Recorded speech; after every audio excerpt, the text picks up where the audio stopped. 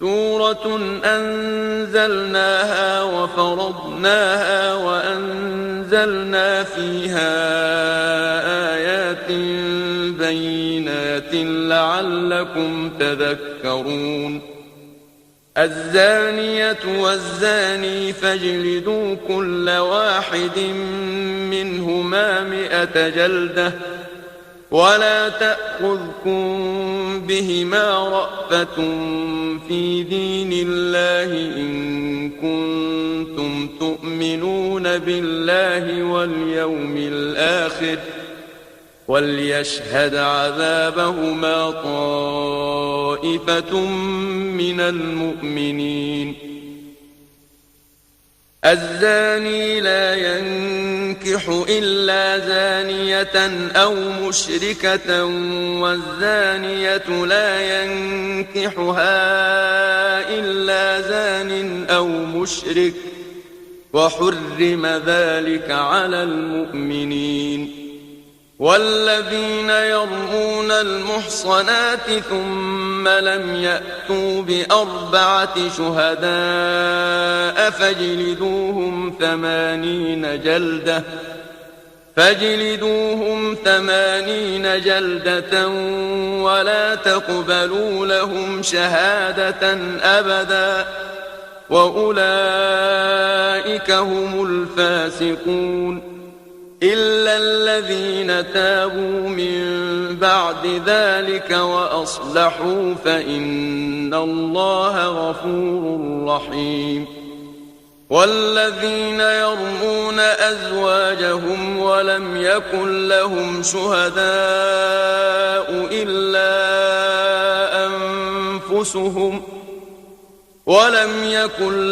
شهداء إلا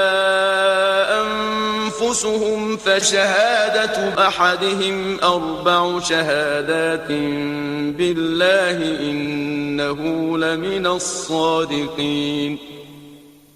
والخامسة أن لعنة الله عليه إن كان من الكاذبين ويدرأ عنها العذاب أن تشهد 4 شهادات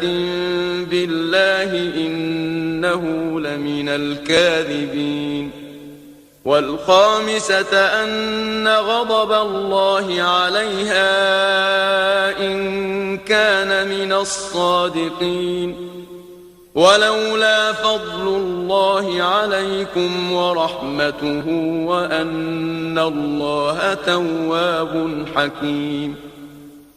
إن الذين جاءوا بالإفك عصبة منكم لا تحسبوه شرا لكم بل هو خير لكم لكل امرئ منهم ما اكتسب من الإثم والذي تولى كبره منهم له عذاب عظيم لولا إذ سمعتموه ظن المؤمنون والمؤمنات بأنفسهم خيرا وقالوا هذا إفك مبين لولا جاءوا عليه ب4 شهداء فإذ لم يأتوا بالشهداء فأولئك عند الله هم الكاذبون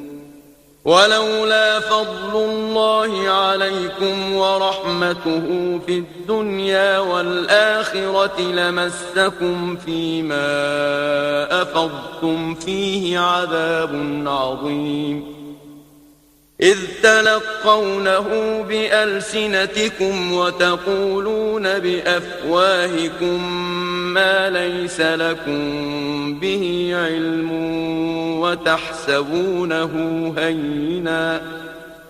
وتحسبونه هينا وهو عند الله عظيم ولولا إذ سمعتموه قلتم ما يكون لنا أن نتكلم بهذا سبحانك هذا بهتان عظيم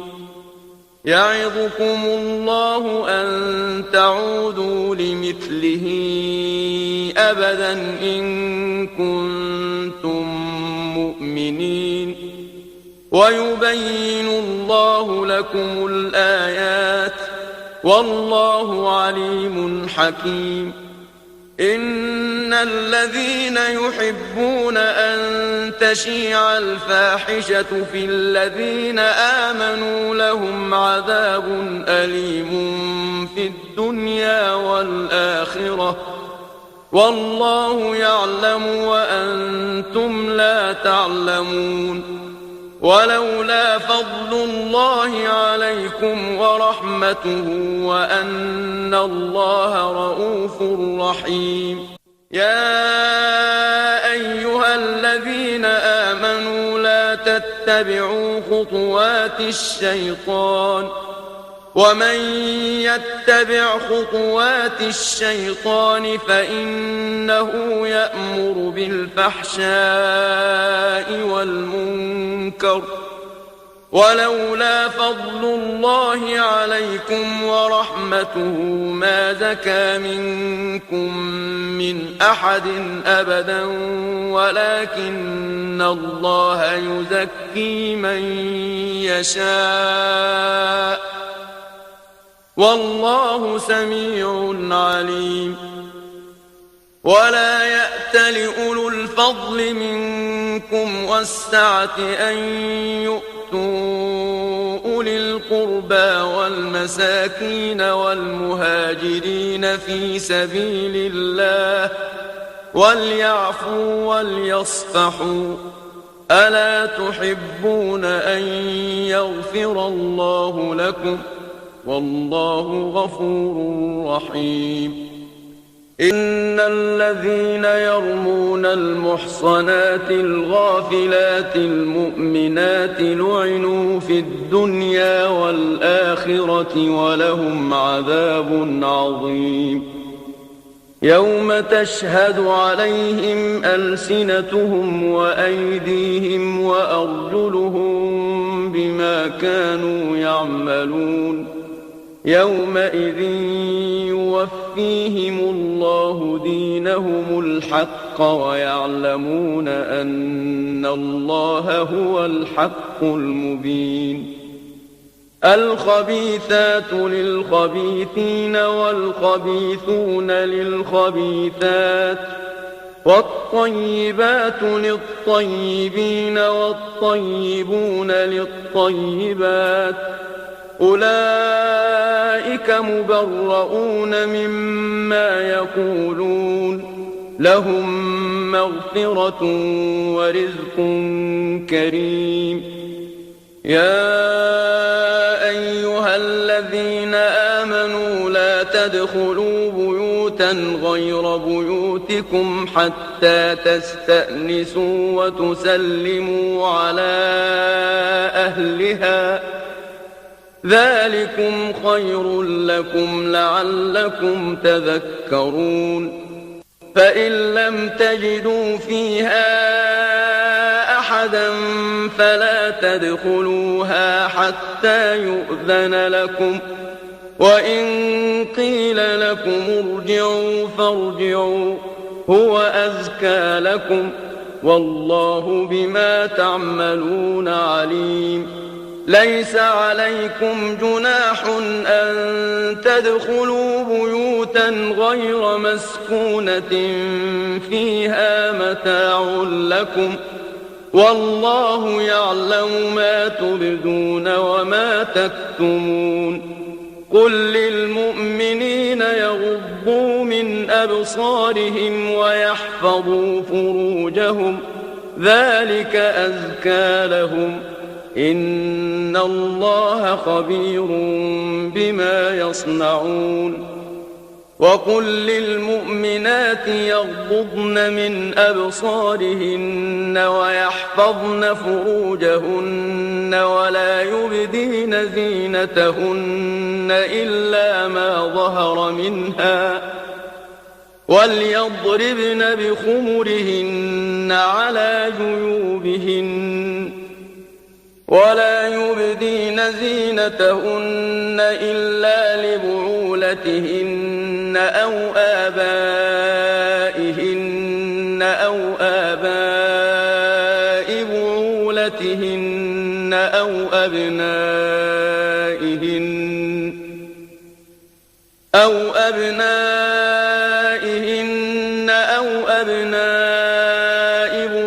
بعولتهن أو إخوانهن أو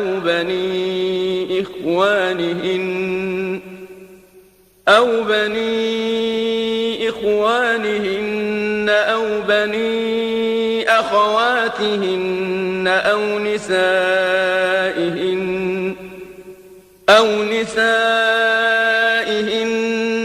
ما ملكت أيمانهن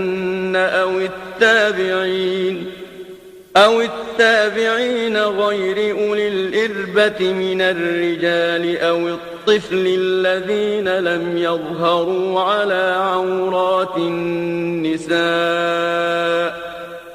ولا يضربن بأرجلهن ليعلم ما يخفين من زينتهن وتوبوا إلى الله جميعا أيها المؤمنون لعلكم تفلحون وأنكحوا الأيام منكم والصالحين من عبادكم وإمائكم إن يكونوا فقراء يغنهم الله من فضله والله واسع عليم وليستعفف الذين لا يجدون نكاحا حتى يغنيهم الله من فضله والذين يبتغون الكتاب مما ملكت أيمانكم فكاتبوهم إن علمتم فيهم خيرا وآتوهم مما لله الذي آتاكم ولا تكرهوا فتياتكم على البغاء إن أردنا تحصنا لتبتغوا عرض الحياة الدنيا ومن يكرههن فإن الله من بعد إكراههن غفور رحيم ولقد أنزلنا إليكم آيات مبينات ومثلا من الذين خلوا من قبلكم وموعظة للمتقين الله نور السماوات والأرض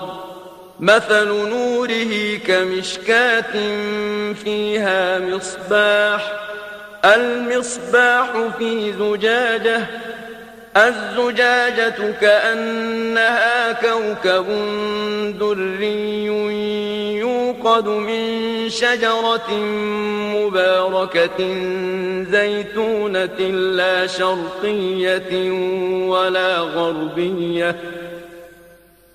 لا شرقية ولا غربية يكاد زيتها يضيء ولو لم تمسسه نار نور على نور يهدي الله لنوره من يشاء ويضرب الله الأمثال للناس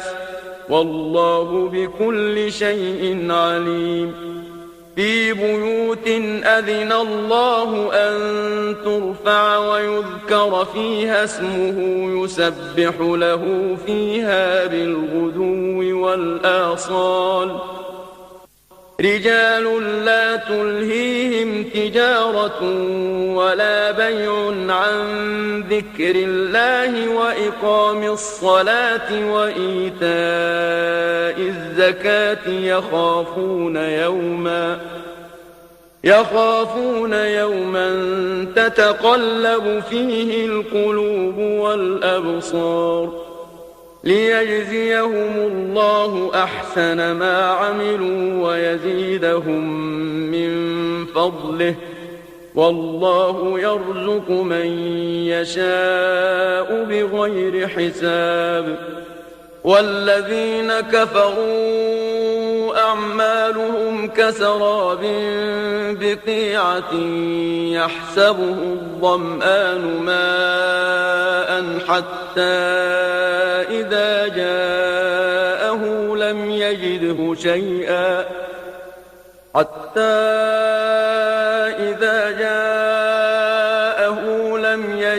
شيئا ووجد الله عنده فوفاه حسابه والله سريع الحساب أو كظلمات في بحر اللج يغشاه موج من فوقه سحاب ظلمات بعضها فوق بعض إذا أخرج يده لم يكد يراها ومن لم يجعل الله له نورا فما له من نور ألم تر أن الله يسبح له من في السماوات والأرض والطير صافات كل قد علم صلاته وتسبيحه والله عليم بما يفعلون ولله ملك السماوات والأرض وإلى الله المصير ألم تر أن الله يزجي سحابا ثم يؤلف بينه ثم يجعله ركاما فترى الودق يخرج من خلاله وينزل من السماء من جبال فيها من برد فيصيب به من يشاء ويصرفه عن من يشاء يكاد سنا برقه يذهب بالأبصار يقلب الله الليل والنهار إن في ذلك لعبرة لأولي الأبصار والله خلق كل دابة من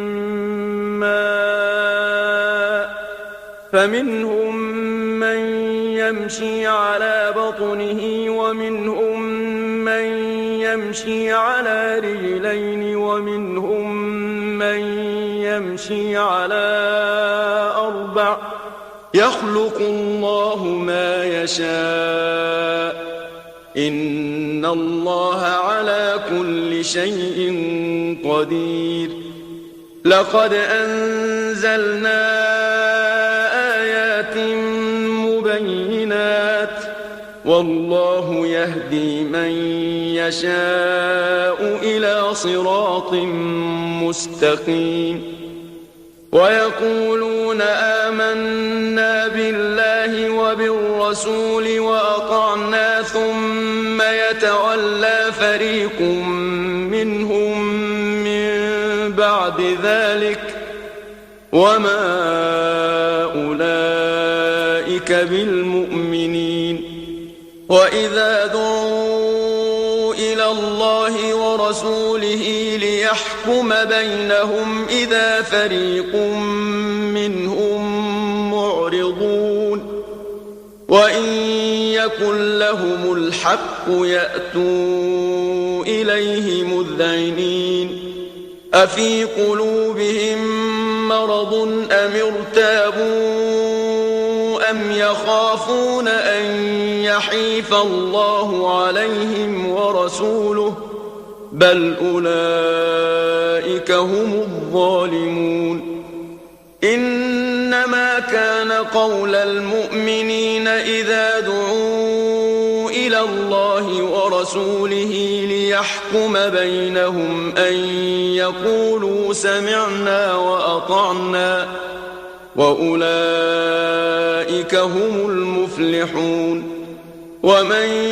يطع الله ورسوله ويخشى الله ويتقه فأولئك هم الفائزون وأقسموا بالله جهد أيمانهم لئن أمرتهم ليخرجن قل لا تقسموا طاعة معروفة إن الله خبير بما تعملون قل أطيعوا الله وأطيعوا الرسول فإن تولوا فإنما عليه ما حمل وعليكم ما حملتم وإن تطيعوه تهتدوا وما على الرسول إلا البلاغ المبين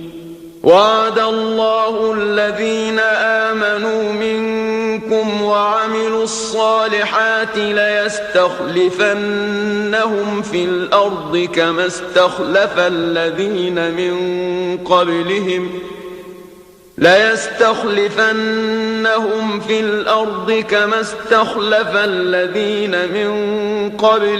وليمكنن لهم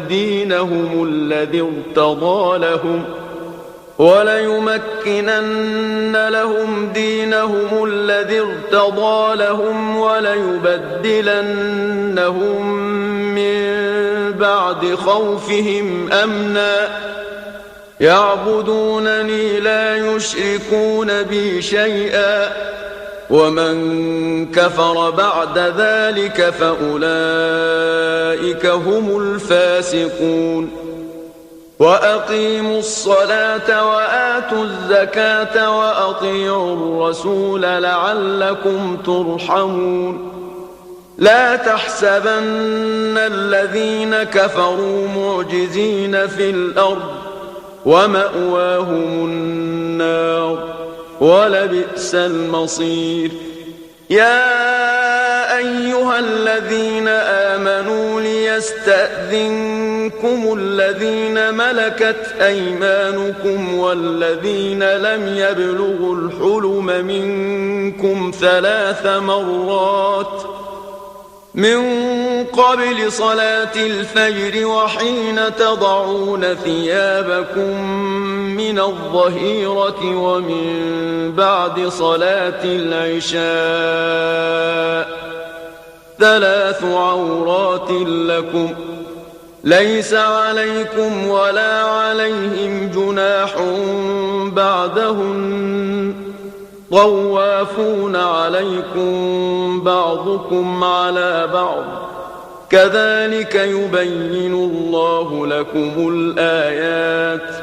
والله عليم حكيم وإذا بلغ الأطفال منكم الحلم فليستأذنوا كما استأذن الذين من قبلهم كذلك يبين الله لكم آياته والله عليم حكيم والقواعد من النساء اللاتي لا يرجون نكاحا فليس عليهن جناح أن يضعن ثيابهن غير متبرجات بزينة وأن يستعففن خير لهن والله سميع عليم ليس على الأعمى حرج ولا على الأعرج حرج ولا على المريض حرج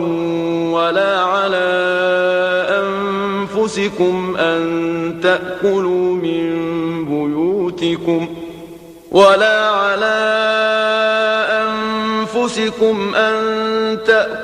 من بيوتكم أو بيوت آبائكم أو بيوت أمهاتكم أو بيوت إخوانكم أو بيوت أخواتكم أو بيوت أعمامكم أو بيوت عماتكم أو بيوت أخوالكم أو بيوت خالاتكم أو ما ملكتم مفاتحه أو صديقكم. ليس عليكم جناح أن تأكلوا جميعا أو أشتاتا، فإذا دخلتم بيوتا فسلموا على أنفسكم تحية من عند الله مباركة طيبة،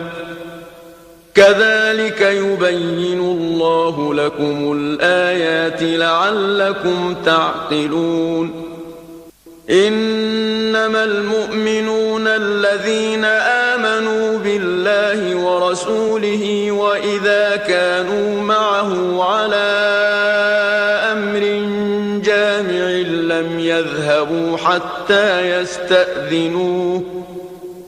إن الذين يستأذنونك أولئك الذين يؤمنون بالله ورسوله،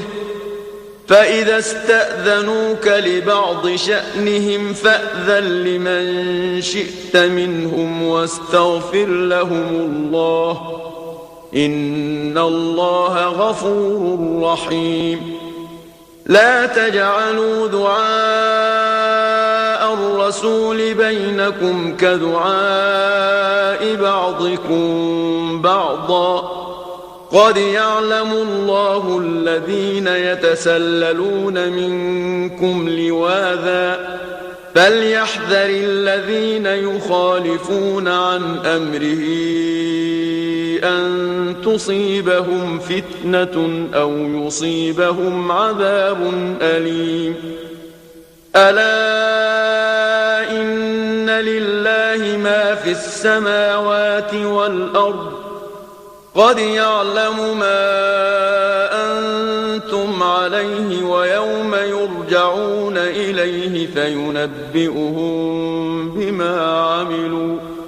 والله بكل شيء عليم. بسم الله الرحمن